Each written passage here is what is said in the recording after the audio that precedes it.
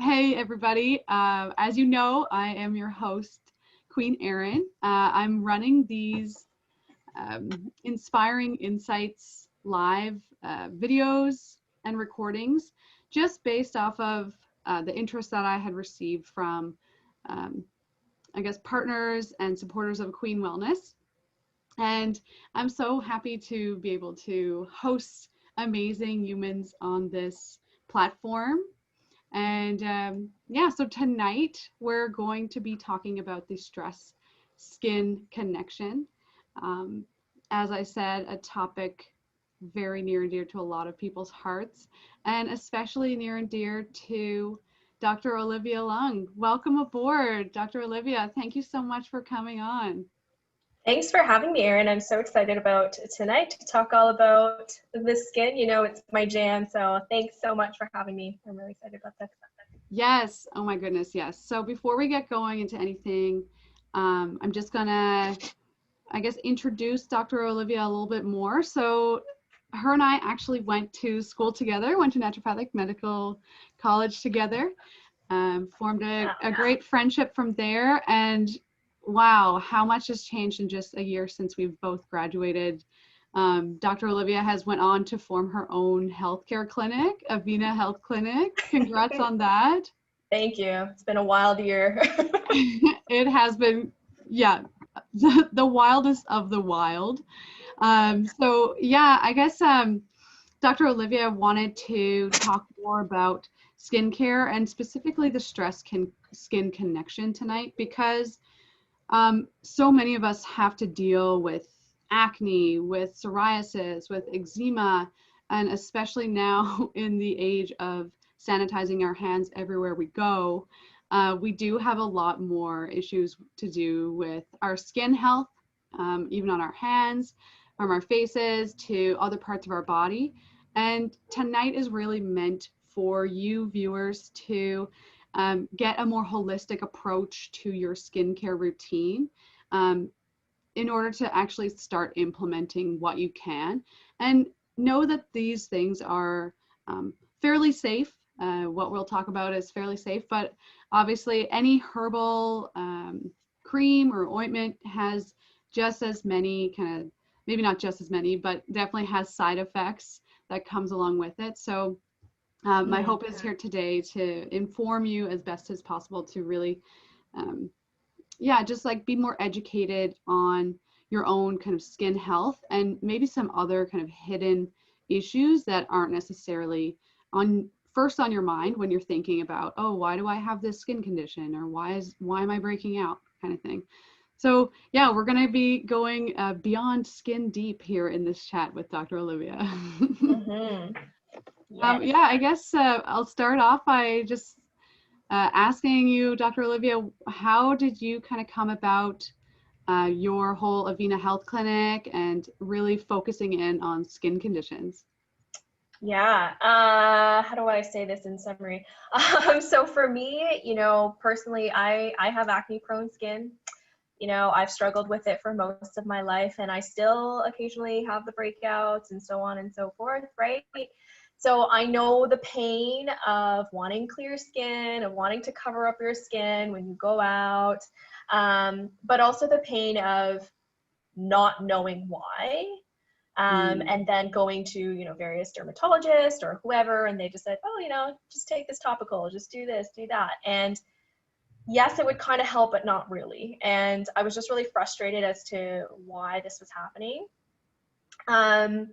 And so I eventually started to do my own research. And what I learned was the importance of looking skin deep. So it's not just about your skincare routine.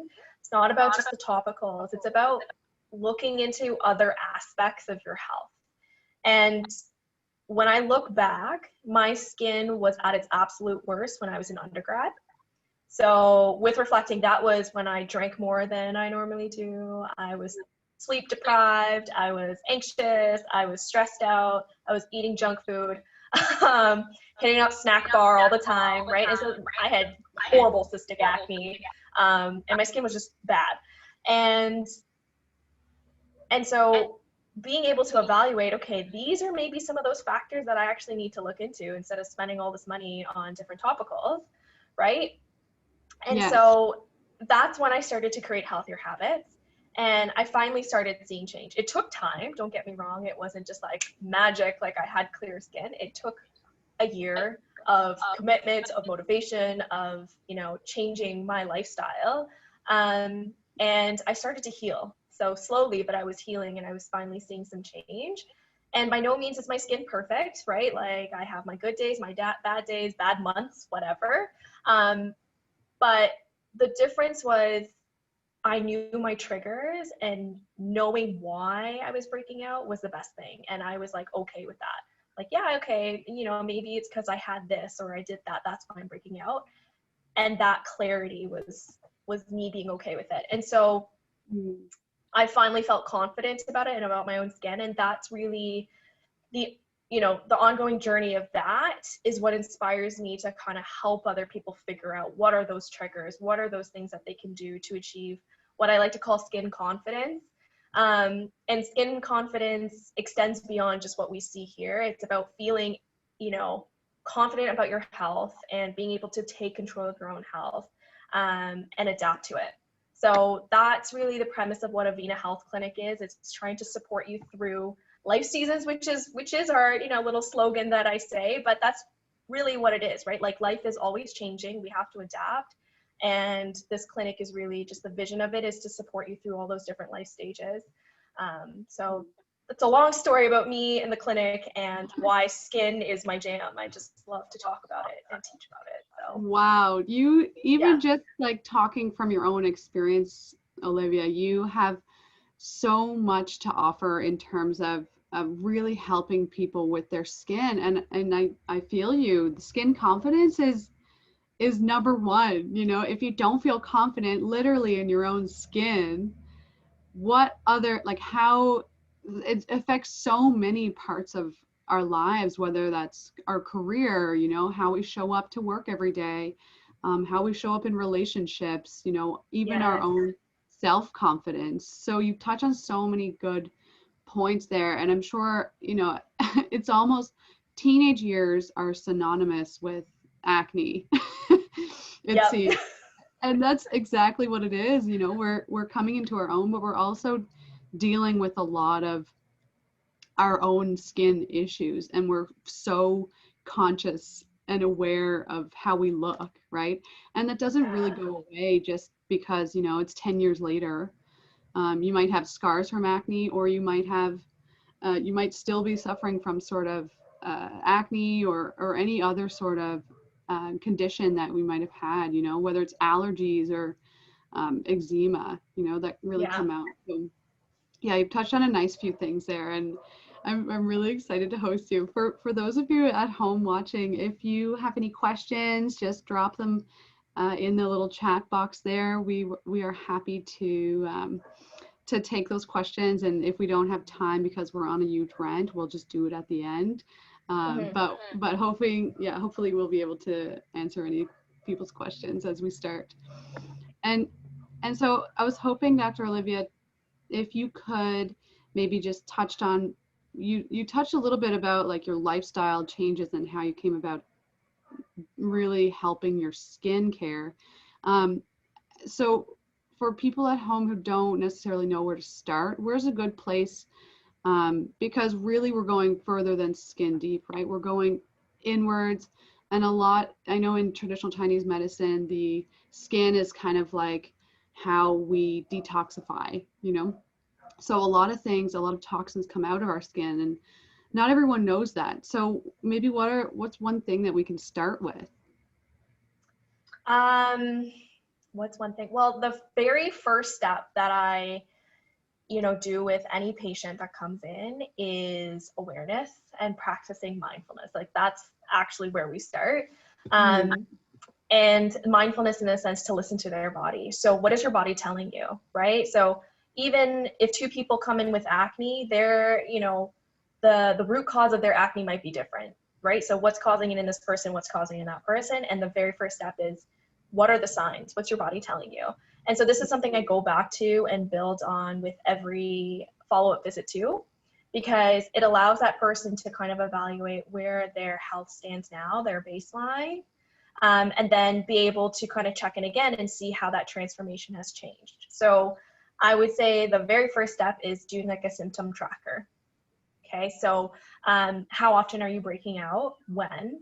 Is it, a specific time of month that you notice your skin's getting worse? Was there more stress, which is the topic of today, but was there more stress that you were dealing with? Were there more deadlines? Were you eating a little bit off? Did you have an upset stomach? What else was going on in your life around that time? And so symptom tracking is the very first step, which is a form of mindfulness, to kind of get closer to that answer. Wow, I love that, because really, in essence, the awareness piece is so big, right? We just think that we're constantly victims of our life and our circumstances, and it's so not the case, right? We really have agency in our own health, and we don't always know that. And so getting kind of down to that root cause, like you said, Dr. Olivia, it's so key, because yes, you can just say that you have acne or eczema for your whole life, or for an extended period of time, or during the winter or whatever. But unless you actually question, okay, what am I doing to maybe my internal organs, or maybe what am I eating? What am I putting in my body? What am I putting on my body? Is it toxic? All these things that we can really question, that I often find people don't. Do you find that in your own practice? Like, they don't actually see that step until someone like a naturopathic doctor really guides them toward that? Yeah, I think so. I think that's definitely the case, because the first visit with a naturopath or a lot of holistic practitioners, it's a long intake, right? And we're not just asking, like, how's your skin? Like, we're asking about your diet, your sleep, your digestion, your poops, like everything. And they come out of that like, oh my gosh, like I just got bombarded with questions, right? But everything is important. And what I often find is like people will come in with a very clear physical manifestation of like acne. Yes, okay, yes, you have acne. Or yes, you have eczema. Yes, you have psoriasis, right?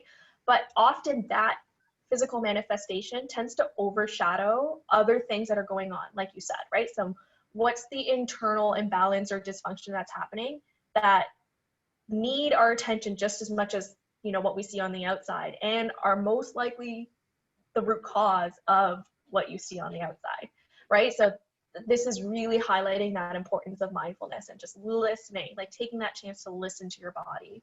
And so, I get them to check in on their energy regularly, their sleep, how they eat, or how they feel before and after meals, which tells me a little bit about the state of their digestion, their overall mood, right? Mental, emotional factors play a huge role in skin health.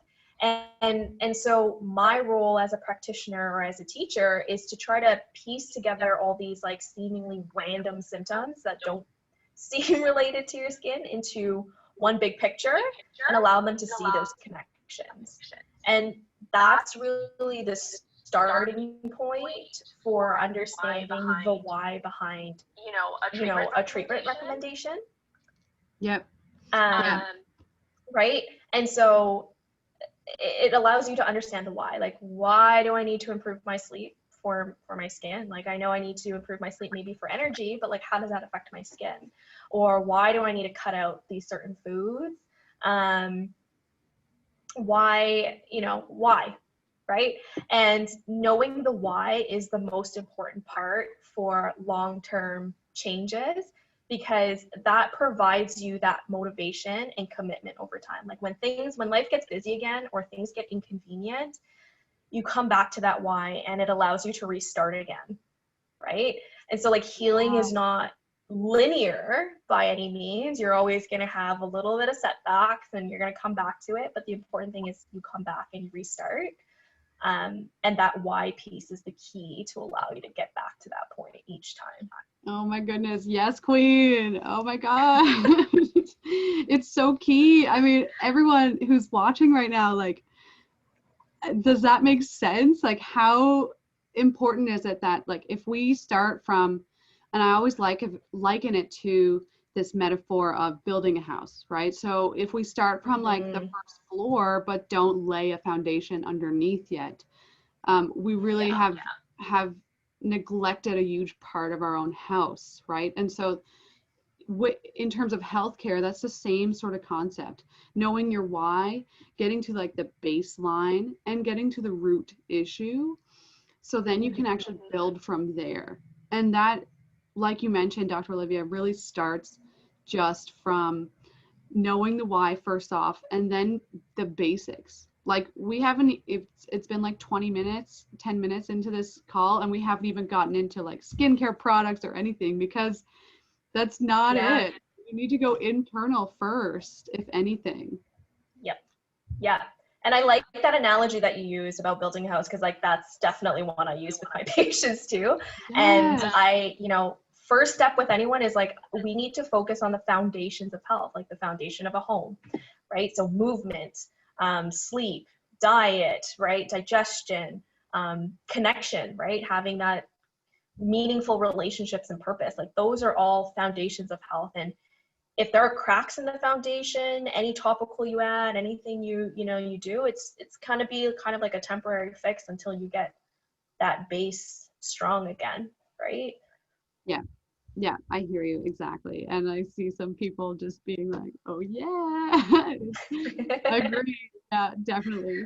Okay, so if I'm someone who has a specific condition, say I have acne, are there a few different, root causes that I can look toward, or is acne the only, is it just hormonal? Is it just because I'm wearing a mask every day at work? What is it? And do you go through that with your patients that you see? Yeah. So, like I said, the first piece of homework I get people to do is a symptom tracker. And then I also get them to do a diet diary to see if, is it the foods that you're eating that might be causing some sort of stress in the body? So, eating foods that you're sensitive to that can trigger, a low-grade immune response almost daily, that's a form of physical stress on the body, right? Your immune system is constantly turned on. That's a stress. So diet diary is key. And then, so I kind of go from an inside out approach, right? So evaluating all those foundations, energy and whatever else. And then I do kind of like a skincare inventory. So I'll, ask an individual about what their morning routine is, what their bedtime routine is, what products they've used in the past that have worked, what they've been sensitive to, what they're currently using.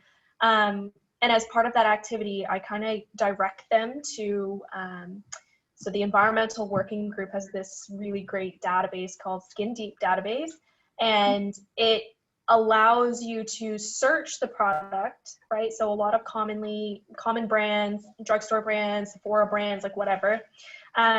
It gives you kind of a rating as to how clean and safe a product is. And that the clean and safeness of a product is dependent on, are there hormone disrupting chemicals? Are there things that do funny things to our hormone levels? Do they contain carcinogens that can cause, increase the risk of cancer or cause a burden on your detox organs, right? Because anytime a toxin or a chemical comes into our body, our liver has to break it down, then our kidneys kind of like, have to excrete it. And if this is a daily thing you're exposing yourself to, that again just keeps building, and is a form of stress on the body too. So that's definitely a really good resource that I get people to kind of fact check what they use, and then we kind of go from there. That's golden. Yeah. So the Environmental Working Group has a database called, can you say it again?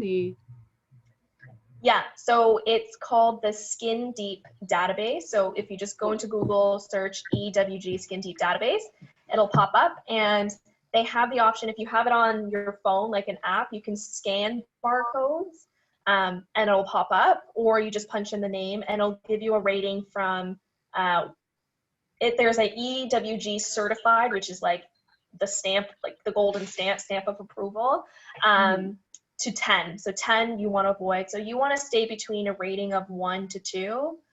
And then anything beyond that you kind of want to limit or avoid. Okay, that's like super useful information. Thank you so much. Mm-hmm. In terms of the actual stress response now, and obviously, Lord knows everyone is under an extreme amount of stress, especially now, but in general, you know, even before COVID hit, there was a lot of stress that especially city women were under. And and by city women, I mean like working professionals, but of course, a lot of other people are also under stress.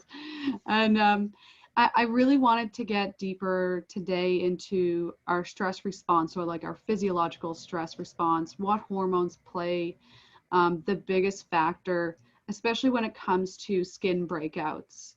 And so let's just dig deeper into that a little bit. So I know obviously, you know, you have the stress, you have the cortisol release. What kind of comes next from there?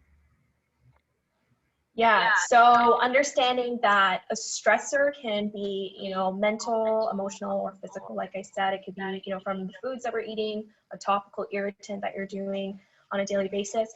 But regardless, your body responds the same way. It'll pump out cortisol, which is the stress hormone. And what that does, how that's connected to the skin, is that it can potentially increase oil production at the level of hair follicles. So that's where acne is formed, right? It's hair follicles with dead skin cells in combination with oil. You mix that together, you get a clogged pore, right? So cortisol can affect our blood glucose levels. So if you think way back when, when we had to be primed to run away from a bear or a predator or whatever, you want to, in a stress response, you want to be able to have blood sugar ready, right? Because you want to make sure the sugar can go to your brain, it can go to your muscles, it gets you ready to run away. But now in modern day society, we don't really need to respond that way, right? But again, we cannot discriminate the different types of stressors. So as a response now to stress, that means you have an elevation of blood sugar.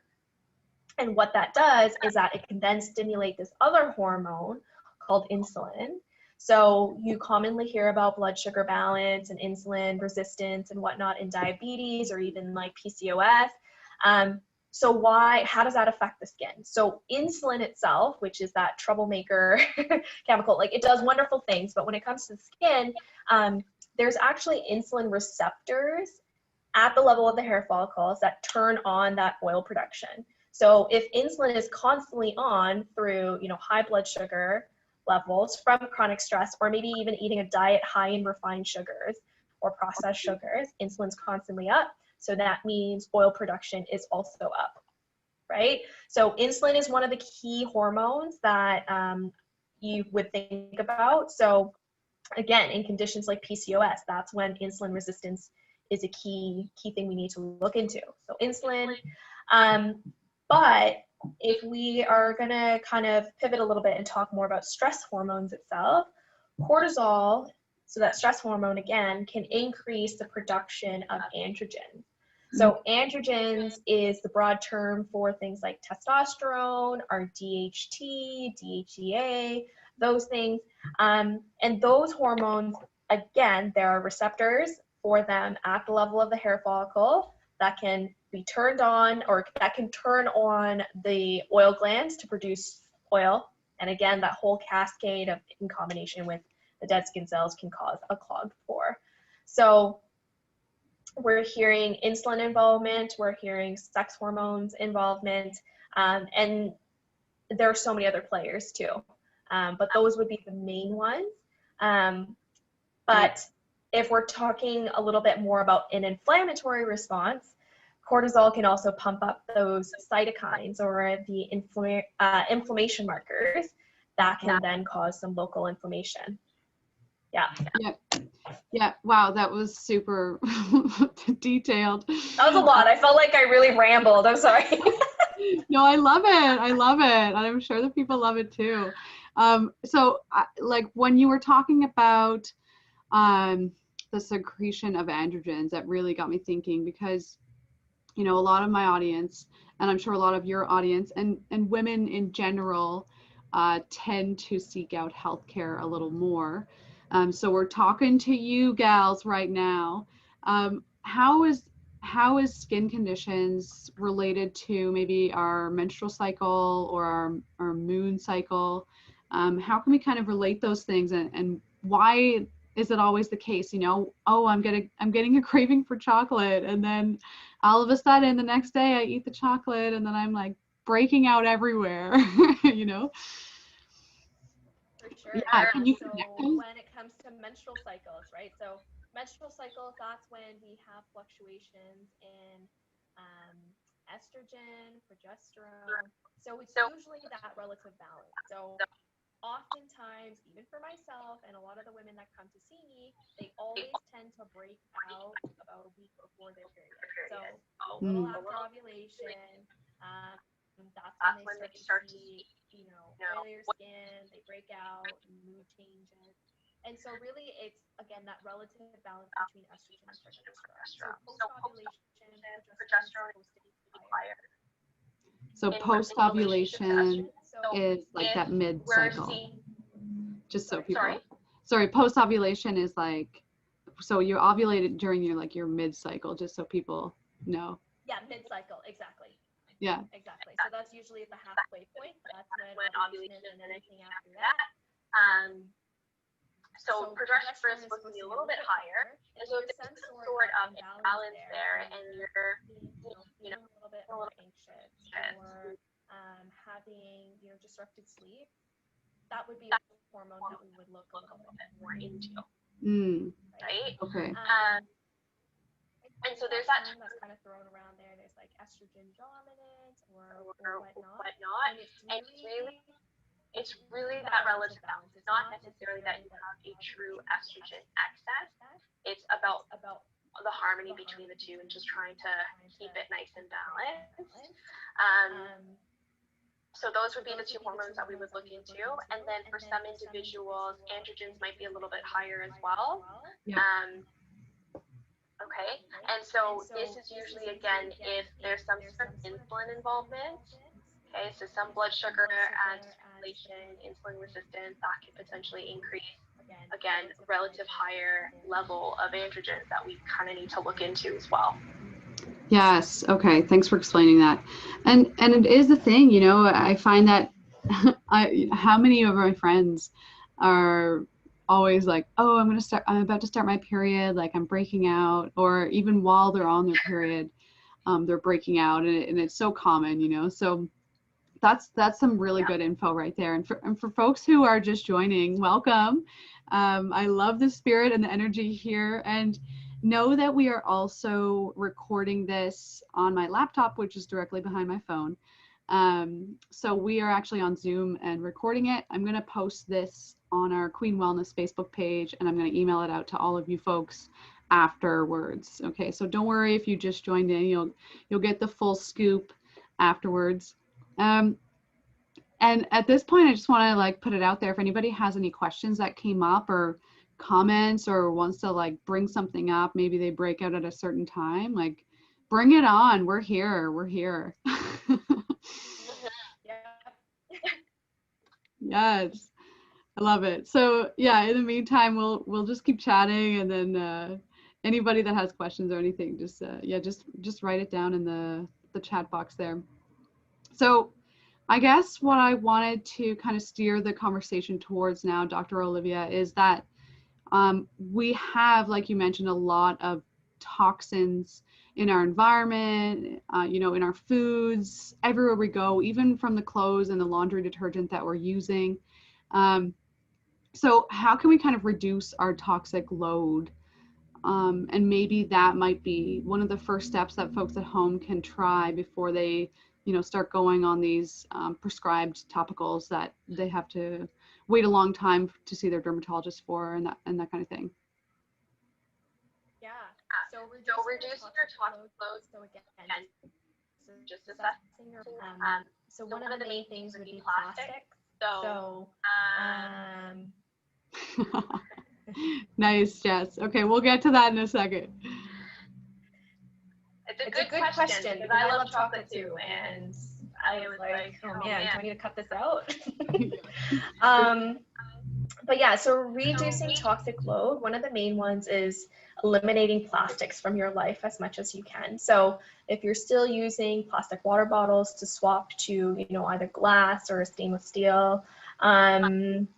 Even the same thing with like lunch boxes and containers. If you can switch to glassware, which is safe for reheating, that's always great.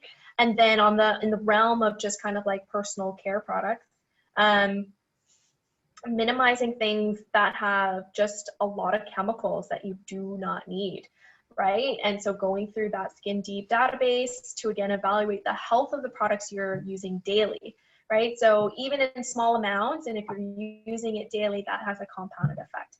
And oftentimes, one of the responses my patients commonly have is like, oh my gosh, I'm gonna go home and throw everything out. And that's not the goal, right? Like I often urge people to just, you know, finish what you have, okay, and then focus on switching one product at a time, right? If you have the ability to, you know, get a whole bunch of new products, great, but maybe donate the rest of the things that you have. You don't need to just toss it out, but choose one thing at a time. And not only is this kind of more, you know, eco-friendly and more easy on the wallet and the budget, but it also allows you to see when you're introducing new products if there's any potential sensitivity, right? So if you're changing absolutely everything and you're having a reaction, it's really hard to tell, was it my moisturizer? Was it the toner? Was it the serum? Like, I don't know. So I usually, regardless of whether you're swapping, introduce one thing at a time so that you can keep a watchful eye for symptoms or aggravations. Yeah. Nice. Another thing, yeah. Another way of kind of reducing your toxic load would just be doing some daily, you know, I guess the word detox, but just light daily things that you can do. So whether it be a contrast shower to kind of help increase your blood circulation, to kind of pump everything out, get you nice and relaxed, you know, making sure that you're staying hydrated. Contrast shower as like hot and then cold, right? So contrasting temperature. Yeah. Okay, cool. We could have a whole other chat about contrast showers and their benefits. Yeah, just wanted to make sure everyone knew what that was. Yeah, I kind of just like sprinkled it in there. Yeah. Making sure that you're hydrated, because again, one of the best ways for your body to detox, the main ways of elimination are through having proper bowel movements, urination, and sweating, right? So moving your body daily. It doesn't have to be like, you know, you're going crazy at the gym, but just 30 to 40 minutes of moving your body daily is going to allow you to just sweat, circulate the blood, hydrating, and eating foods that are, you know, working for you. And this can be a whole other conversation, but sometimes a health food for one person might not be healthy for another. So eating foods that your body responds to well and that nourish you and make you feel good. Yes, I love that. The eating foods part is big, especially with reheating foods. And you mentioned that in your previous statement about the whole like environmental toxins in plastics. And it's true that really disrupts our hormonal system. So just going back to this chocolate and acne question, do you have any words of wisdom for our friend here? Okay, chocolate and acne, is there actually a link between them, or are they just both kind of pre-period, the chocolate being a craving and the period and the breakout being also pre-period? So there's a lot of different potential factors that could be related to this. So one, when we ovulate, if we're thinking like energetically in TCM as well, it's almost like our body is preparing for a potential pregnancy. So our caloric intake naturally increases, and that means you have cravings because, you know, you could be potentially pregnant. And so your body's almost prepping you to be like, all right, let's get ready. Let's make sure we're eating enough. So that could be a potential reason why we might be craving. Another one would be chocolate itself is high in magnesium. So oftentimes when, you know, menstrual cramps is a common symptom for you, magnesium is one of those things that kind of help relieve cramps. So again, that could be a potential. Now the link between why chocolate might cause a breakout is, one, if it's chocolate that has a high amount of sugar in it, it's really the sugar content that could be triggering the breakout. If we again shift gears and talk a little bit about Chinese medicine, chocolate is it can be a hot type food. It's like, so in TCM, you can divvy things up into like a hot or cold, yin and yang, right? So chocolate's a little bit more on the yang side, and it's also damp forming. So if you already have, you know, a damp constitution, you're increasing this dampness, this heat, and what acne is damp heat. So it's the stagnation of dampness and phlegm and all of that stuff. So chocolate could definitely worsen acne, and it does for me because I have a damp constitution, so I know. Yeah, sometimes we're just, the way we're born, like really gives us that kind of constitution, but you know, so many other environmental things that we can do to change those and kind of just monitor it as you go. I know I'm like more damp, like closer to my period, and it's true, like after ovulation, about 2 weeks before, I get more damp, and it makes sense only because we're literally accumulating blood. You know what I mean? Like we are preparing to shed the blood, and so it's accumulating and it's storing and it's doing that yin kind of motion, right? Yes. So yeah, that was an amazing question and very well answered. Thank you for that. Before we kind of clue up, and I hope you all are thinking more about any questions that you have, I do want to just kind of talk about this beautiful handout that you shared with me, Dr. Olivia, and I want to just bring it up only because you folks need this. I already know it, but it's always good to really just review it. So she talks about in this handout some amazing things. The top 5 ways to de-stress your skin. So the first one being prioritizing rest for you. Second, eating a whole foods diet. Third, ditching the sugar, which is big. Fourth, prioritizing that mental well-being, mental emotional stress, of course, plays a huge role in our stress in general and how the physical body reacts. And then clean up your skincare products, and you have an amazing little inventory there of ingredients to really avoid in general, like across the board, and then some ingredients that really aggravate your acne. So yeah, I love that. We can definitely send this PDF out, and you know what I'll do is just put it in the email for the replay. I can put out that link so that everybody has access to this amazing, amazing resource, because people need this more. I wish I had it when I was younger and had a lot of zits on my face.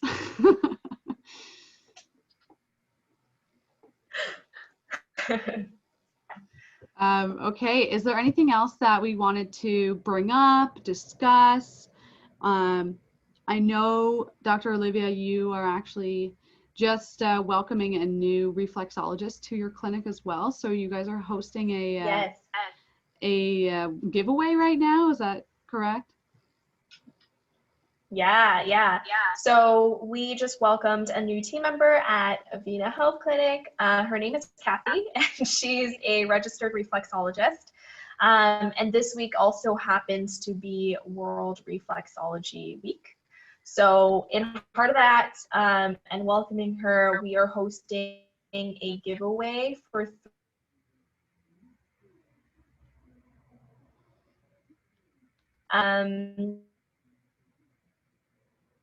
oh, come on. You can win a free 1-hour reflexology session. So that's 1 whole hour, and a custom essential oil blend for, you know, some rest and relaxation. And that's custom to what your body needs. So if it's pain, if it's stress or emotional trauma that needs to be, you know, released, she will kind of make a blend for you. And then for the 2 runner-up prizes, you get 50% off a 1-hour session with her, and you also still get a custom essential oil blend. So, you know, there's grand prize winner, but I think the 2 runner-up prizes are pretty sweet as well.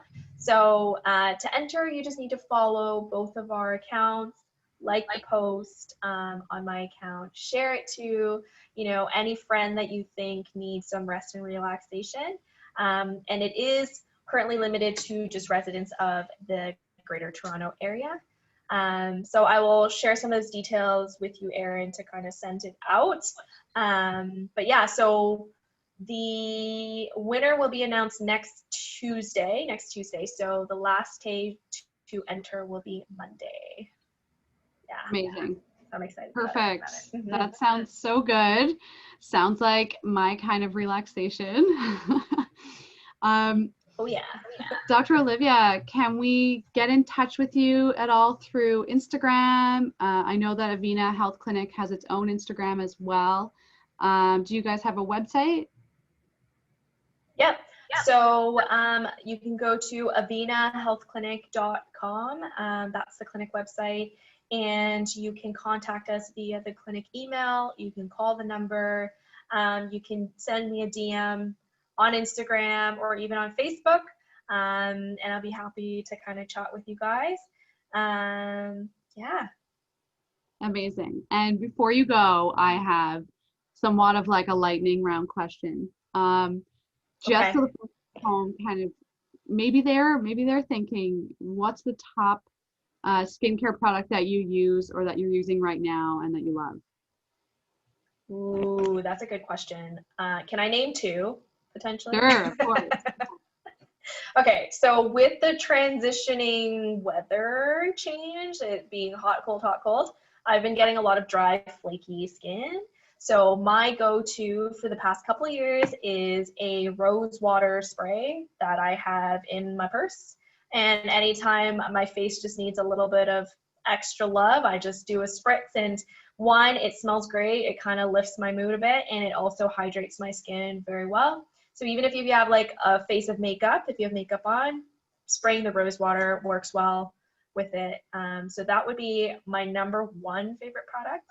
And then number 2 is the Dr. Bronner's hand sanitizer, which is a nice, clean hand sanitizer that is that doesn't contain too many chemicals or things that could disrupt your hormones and potentially affect your skin. So those would be amazing and very timely for this time of year. And now that everybody's hands are starting to get a little bit more dry, we're having to use a lot more sanitizer and for our hands everywhere we go. So yeah, I even find myself just using a lot more coconut oil, which is antifungal, antimicrobial, and also just really soothing for the skin. So thank you so much for those amazing bits of information. Does anybody have any other questions? We have a bit more time, maybe like 2 or 3 minutes that we can kind of use for questions if anybody has them. Thank you so much again for tuning in, everyone. And I can't wait to do this little edit for this replay. I think this went amazing, and I'm so glad that you were able to get your message out there for all the wonderful women across Canada, maybe across the world, who knows who's listening. And I really appreciate this clear skin, clear confidence skin, stress connection talk that you did with us today. Thank you so much for having me. I could talk about this all the time. So I feel really grateful to be able to chat about it tonight. Yeah, it's evident. Okay, we do have one question coming in. Thoughts on beauty counter products? Okay, so I guess she means over the counter. Yeah. No, so there's the company Beauty Counter. Yeah, so I've personally have never used any of their products, but I've heard really great things. They are, fairly clean. They're great.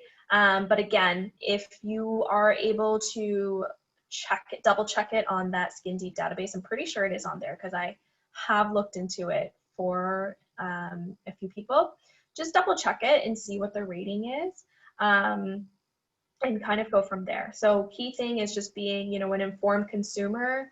Take a look at the ingredient list, what's on the bottle, what's on the product, and look into it. But Beautycounter, from what I remember, it is pretty good.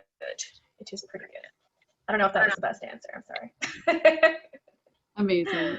Yeah, not knowing any conditions and things that people are having. So just in general, yeah, I think that was a good answer for that product specific. Amazing. And anyone, if no one else has any questions, it has been such a pleasure to host you, Dr. Olivia Leung, again at Avena Health Clinic. If you like this video, please subscribe to either my Instagram channel or my YouTube channel where this replay is going. And yeah, again, thanks again so much. And I'm sure we'll, just off of this conversation and off of all the interests that we've gotten, we're going to be talking a lot more with Dr. Olivia.